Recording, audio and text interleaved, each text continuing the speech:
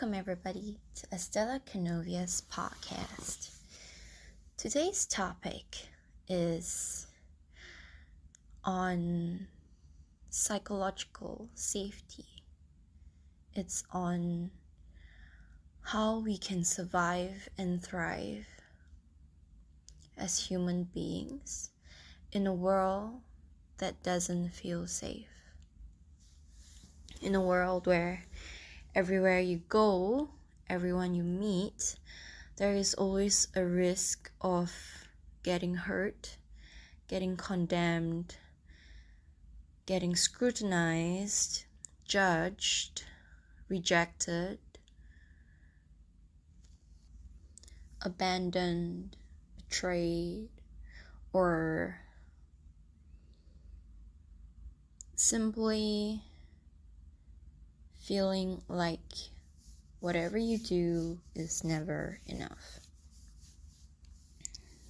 So, in humanistic studies, in evolution, humans have always tried to find stability in their lives. Since the caveman age, most of us have been building upon physiological safety. So like a place to stay, roof, food, air, water, clothes, warmth. It's always been about taking care of our physical survival, safety.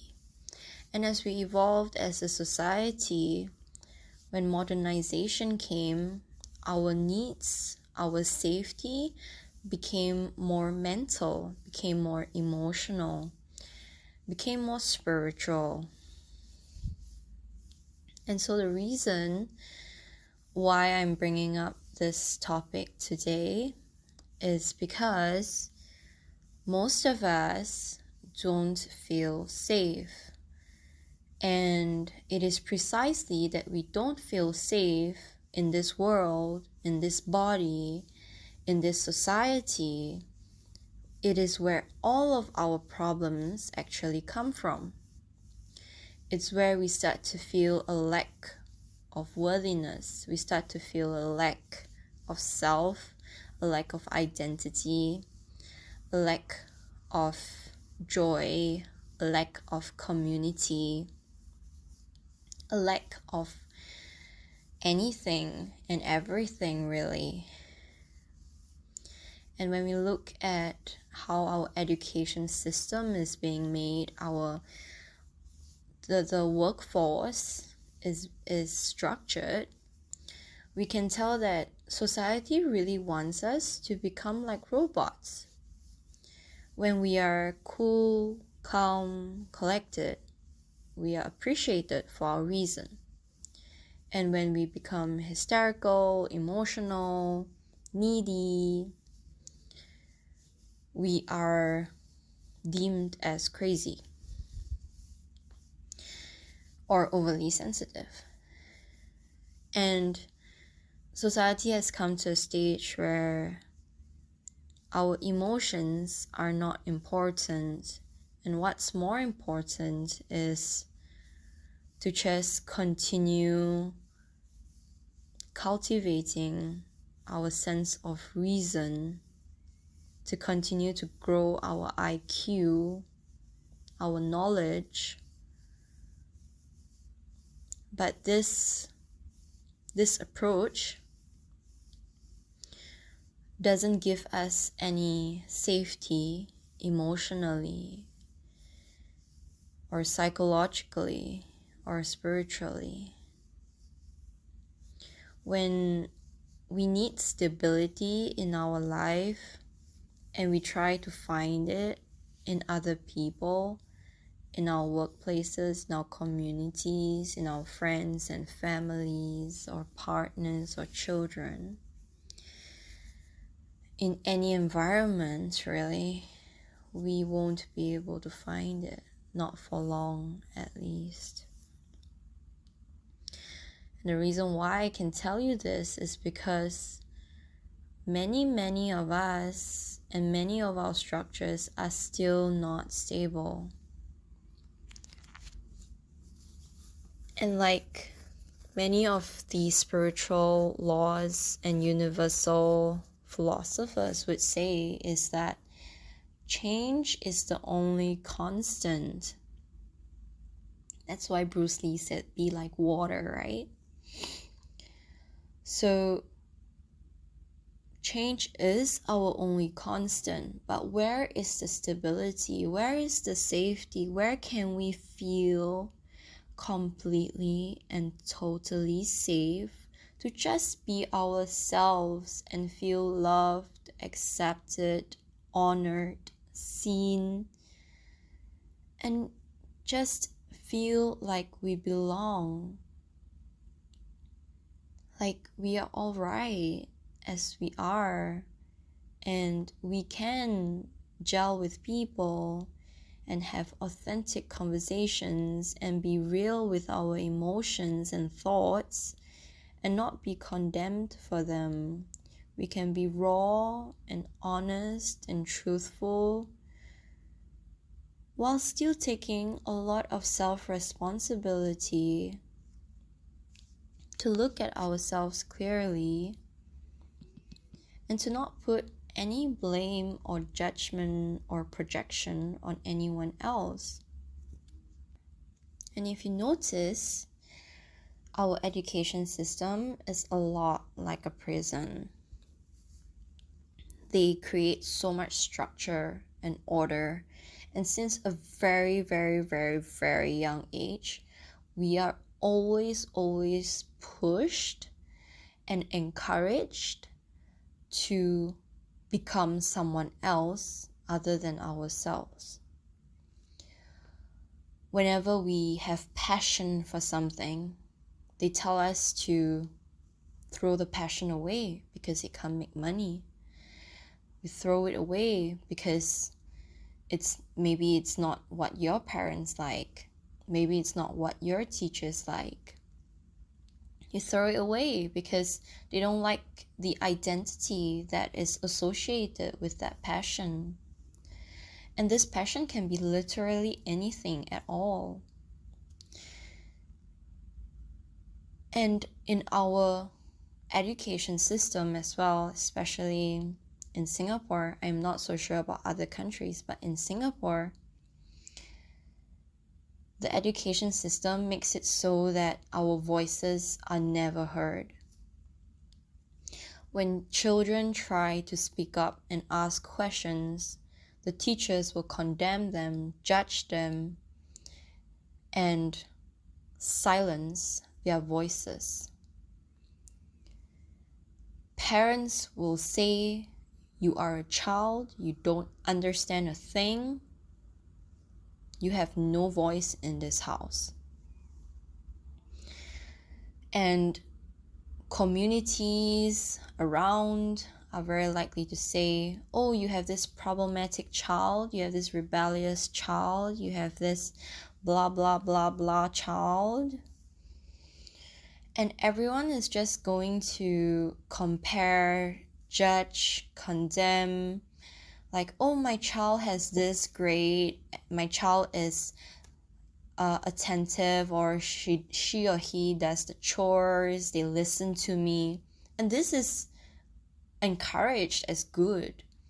It's encouraged to be a robot, technically speaking, to be molded into a version of someone else according to our guardian standard, our environment standard, our teacher standard,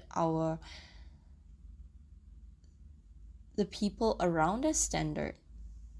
How does that give any room for growth or self-understanding to allow the child to know who they are, to know who they authentically are at the very core, and what role do they actually play in society? If we continue to dim children's light, if we continue to project our insecurities, our fears, our expectations on children, our society will not last for long. Humanity will not last for long, because we have come to a stage where spiritual needs, mental needs, psychological needs, emotional needs need to be in the forefront, because most countries on earth right now are very stable in terms of economics. And of course, economics is not really that stable because it goes up and down. But what I mean is that most of us have the ability to live somewhere, to have a job, to provide and care for and have food, and yet all the other needs are being neglected. And this is where all the problems come from, all the mental health problems, all the suicide, all the depression, all the conflicts at work, all the painful karmic conflicts or disharmony or toxicity.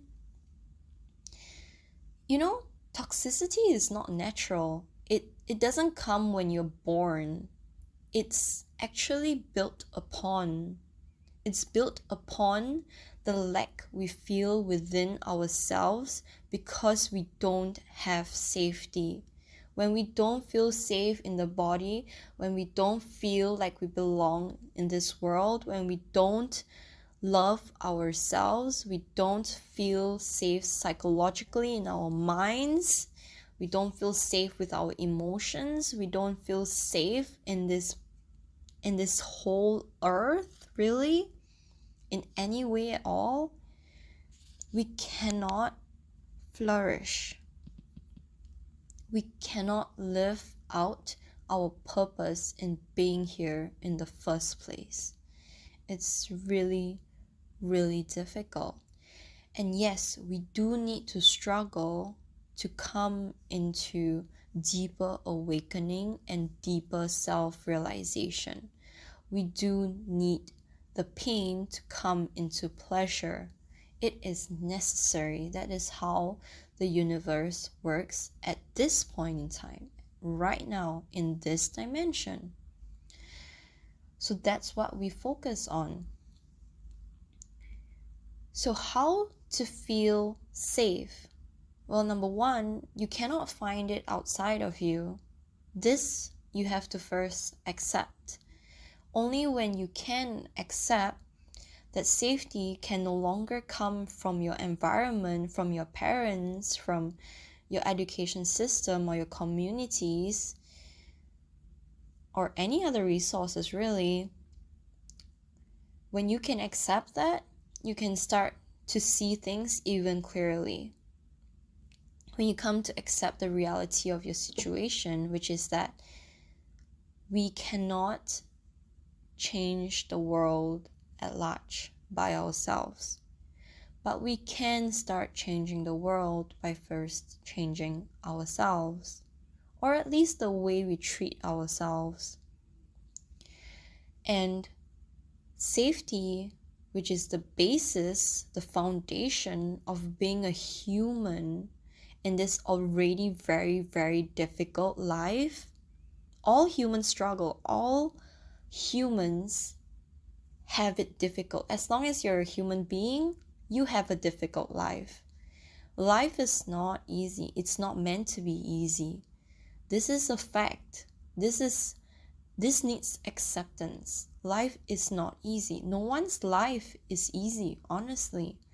None. Not even the richest and most successful people on earth.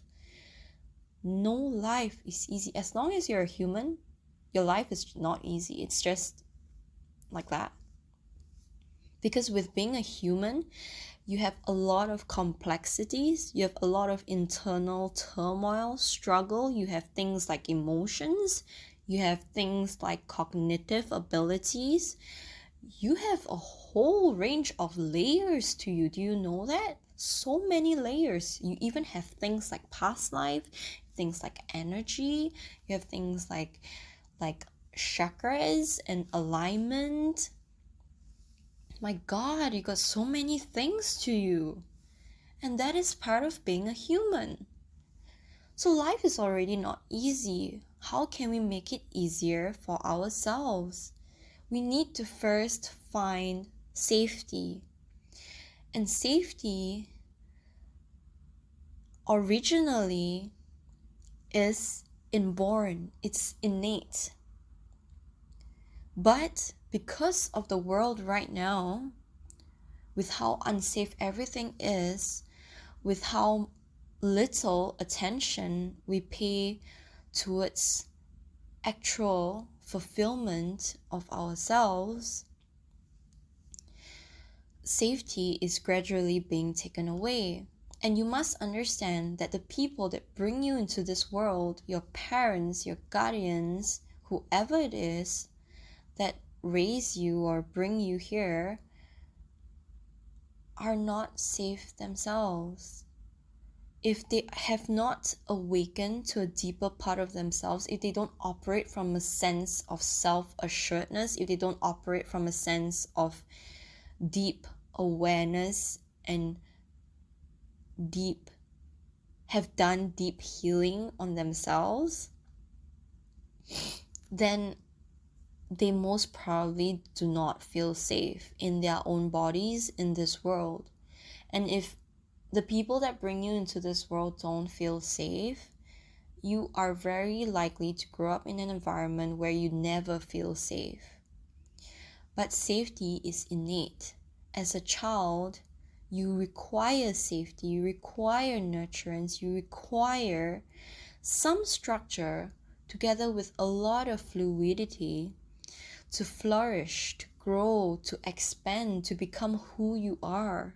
It's a journey, it's a process. But if we didn't have that kind of environment, then we cannot cultivate the safety that already exists within us. And this breeds into negativity, toxicity, and this becomes our norm. This becomes our automatic function. This becomes our unconsciousness. As we absorb as children from our parents, from our teachers, from our peers, from everyone around us and everything around us. As children, we only know how to absorb, really. So if you are surrounded by children, do pay a lot of attention to yourself, because children have a deep need to feel safe. And if that safety is not met, it can create a lot of psychological disturbances as they grow older.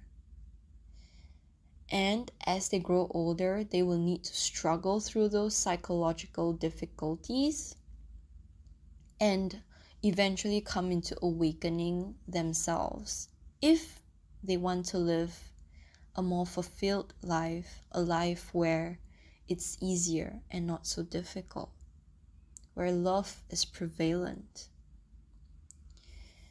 And a lot of people talk about this. A lot of people share about love, about security, about conflict resolution or harmony. And it's not that it's not possible, but most times it is a process and it is a journey. It's a lot of trial and error. What I can suggest right now, if you are listening to this, is that your very real, very core essence of who you are, not who you believe to be or who you perceive yourself to be or who your family or your friends perceive you to be, but who you really are without any form of cognitive judgment or label. Who you really are is presence.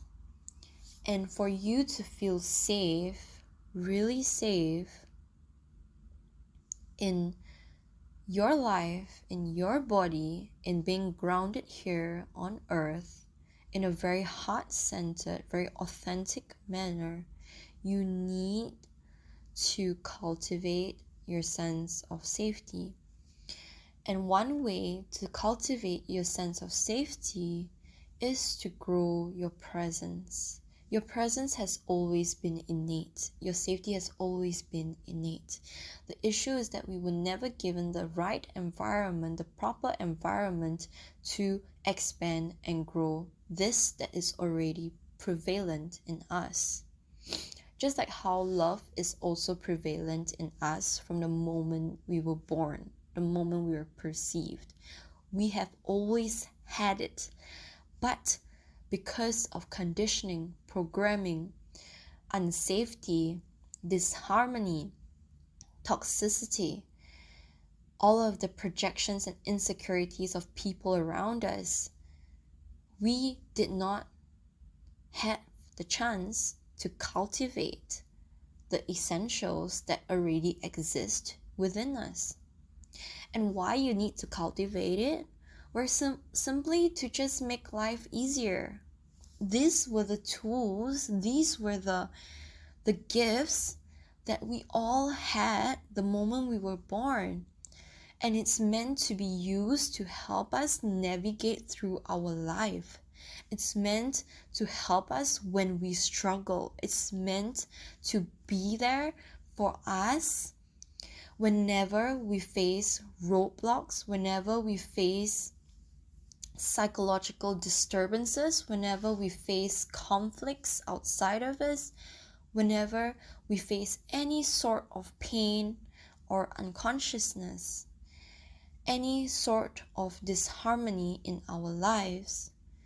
We already had the tools within, but we just never had the opportunity to grow, expand, cultivate, and have it become the essential and the prevalence in our lives so that we live life in a way that is authentic, that is real, that is truthful for us, and we can still feel safe in our bodies. So even when we encounter projections, judgments, criticisms, pain, any form of condemnation, rejection, hurt from the world, we can still navigate through that because we have the essentials already built up within us.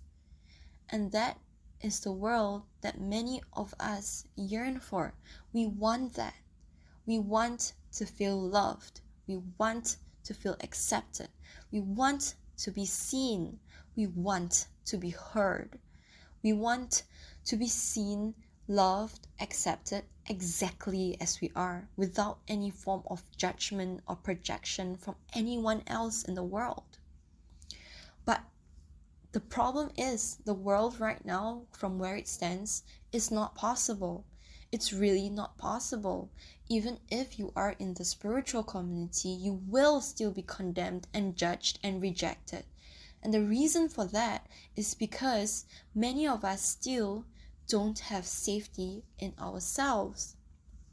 So if you don't have safety in yourself, how can you possibly see, love, honor, and accept another person exactly as they are? You can't even do it for yourself.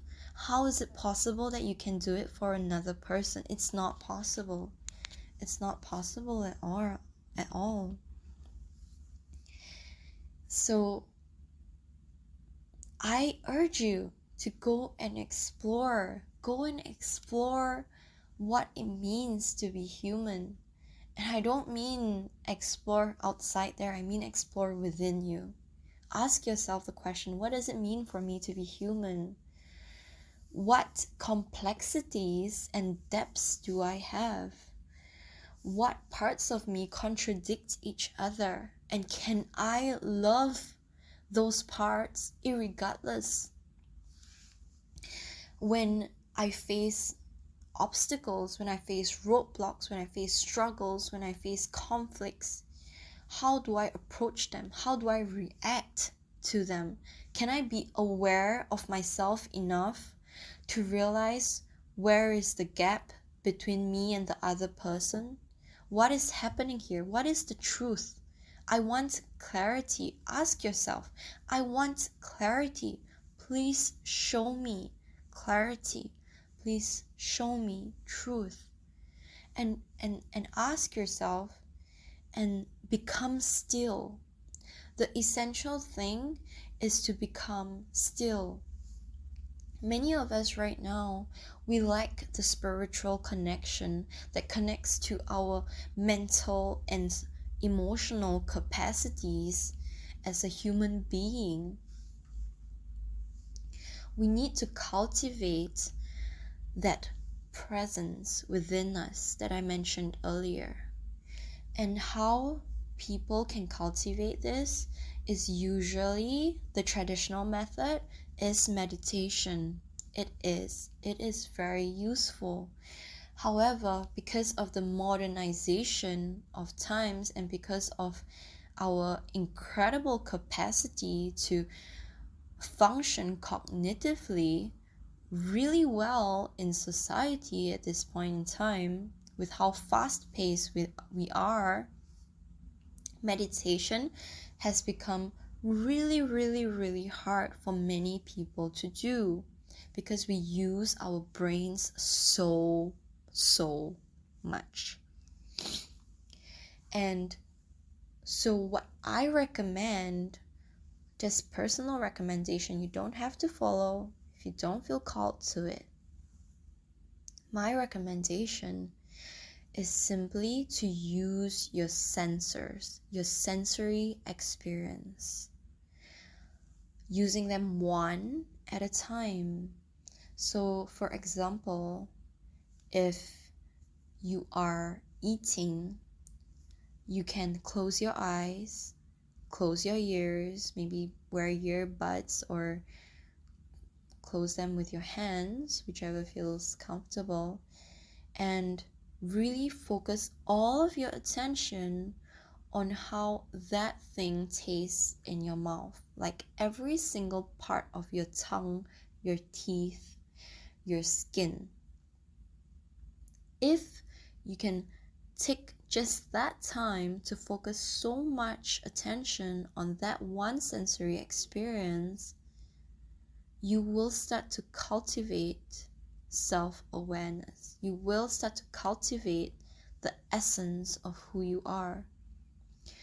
You can also do the same for all the other sensory.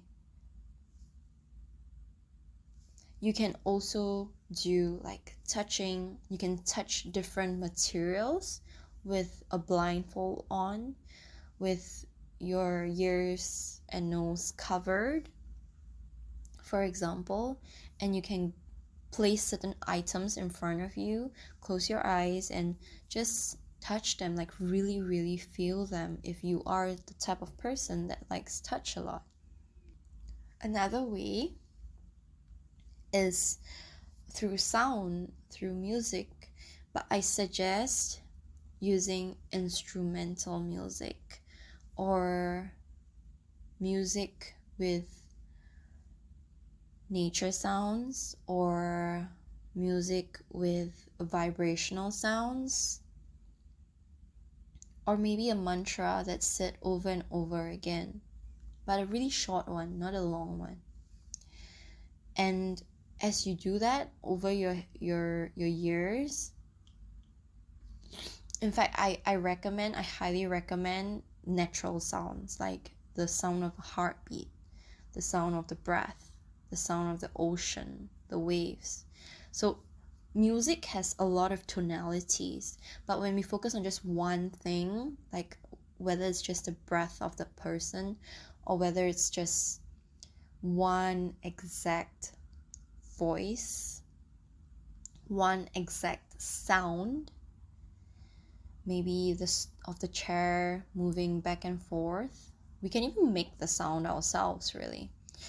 But the most important thing is to focus so much attention on that one particular thing that you drop deep into presence. we can access our presence through focusing on one thing really deeply at a time. And all you have to do is just bring your attention back to it just for a short while, like maybe 5 minutes a day. That's all you really need, actually. And if 5 minutes is too hard, you can try 1 minute first. The most important thing is to keep being consistent and to try many different things and see what works for you, what you like, what you don't like, and how it feels for you. Technically speaking, when we go into our presence, it's not particularly a blissful state. It's not particularly an unpleasant state either. You'll feel very vast. You will feel like there is a lot of space inside of you, and you will not have much thoughts. You will not have much thoughts. And what happens is that you will start to feel like you are a part of this whole universe. The sensation is like you are everything, like every single particular cell, every single particular bacteria or germ, or what's that called, the particles in the air. You will feel like you are everything, literally, like you are the chair or the fan or the ground or the wall. You'll feel like you are everything because you feel like you are space itself. And you will feel nothing at all.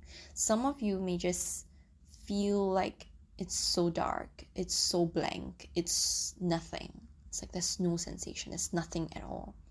And that is exactly what it means to come into our presence.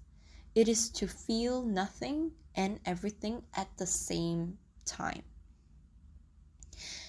As we cultivate that, that becomes our stability, that becomes our safety.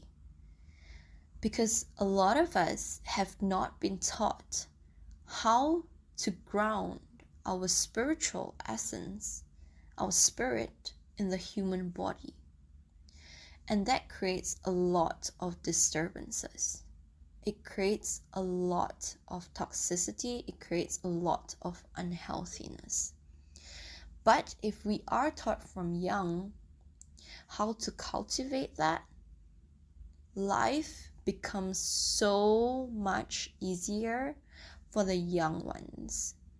And as they grow older, they know how to navigate in life. Even when the shittiest of the shittiest hits them, they will know how to get back up, how to rebuild their confidence, how to rebuild their foundation and love themselves and continue to move forward. They will know because their foundation of themselves is so strong. And that is what a lot of us don't have right now. But this is the potential we can give to the future generations as we cultivate this in ourselves and share this to others when we have also already built a substantial amount of foundation of presence in our daily lives within ourselves as well. This is true safety. This is the essence and the core of who we are.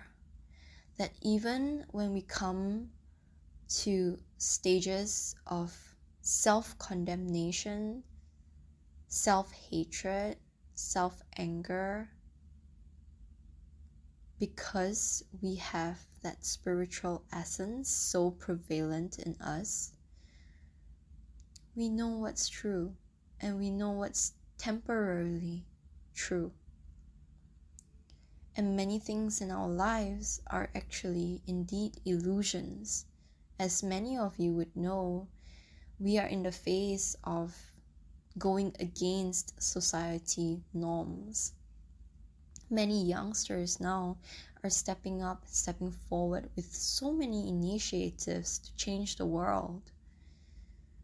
But at the very core, we cannot change the world if we have not even understood who we are, if we have not come to a stage of true spiritual foundation inside of us.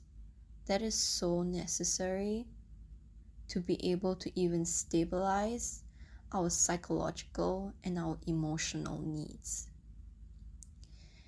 And honestly, emotions can be very reasonable as well. Just because someone is in their emotions does not mean they are not self-aware, does not mean that they are out of reasoning. It is so possible to be emotional and be highly reasonable. We are all humans. We have a range of capacity of emotions and complexities. We can feel so passionate that we cry. But does that mean you're sad because you cry? No. Just because you cry does not equate to sadness. It can equate to happiness. It can equate to passion. It can equate to so many things, to justice maybe even, to honor, to gratitude. It doesn't all have to be a particular negative thing. And we can indeed break out of many, many things that we have been conditioned and programmed into. We can. It takes a lot of time. It takes a lot of effort. It takes a lot of practice on your part to help yourself break out of that. But it is not impossible. It is totally possible. It just takes a lot of self-honesty, a lot of self-awareness, a lot of self-responsibility. And it is hard in this journey, especially if you are traveling alone or you don't know who to trust. Maybe you can't find a proper support network. But I assure you that when you continue to build this just one sensory experience each day, just one, each day in your life, whether that be focusing on the breath, on a sound, on an image, on a touch experience, on a smelling experience, on a tasting experience, doesn't matter what, just be fully attentive and immersed in it just for a few minutes each day. You will cultivate your essence more and more and more. And it doesn't have to be just the 5 sensory experiences. It can be things as simple as doing the dishes or making your bed. The most important thing is that as you are doing the activity, as you are paying attention to it, you are not thinking about anything else. You are not distracted by anything else. And that's why it's important for yourself to bring everything else aside and just leave that 1 minute for just that one thing. Just that one thing. And I assure you, I truly assure you, you will come to a stage where you have filled up your own inner cup, come into your own holistic wholeness, and you, even when you do doubt yourself, temporarily, you will never doubt yourself permanently ever again, because you know who you are. So even when your mind goes back into preconditioning, to feeling a lack of self-worth, a lack of safety,